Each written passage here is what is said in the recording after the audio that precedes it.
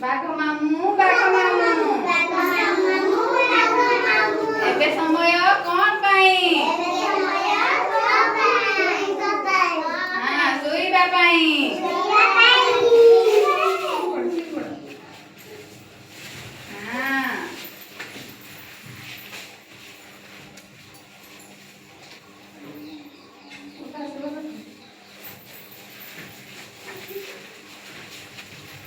ଆଉଥରେ ପଚାର ବାଘ ମାମୁଁ।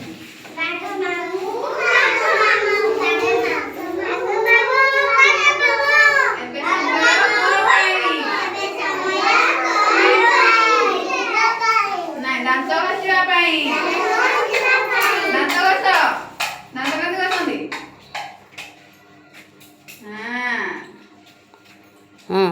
ଆଉଥରେ ପଚାର।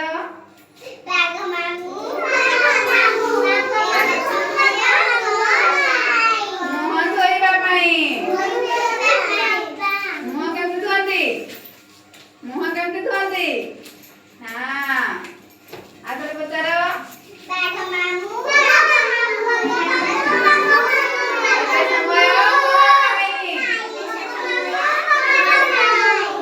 ଗାଧେଇବା ପାଇଁ। ଗାଧେଇବା ପାଇଁ। କେମିତି ଗାଧାନ୍ତି? ଗାଧେଇବା ପାଇଁ। ଆଉଥରେ ପଚାର।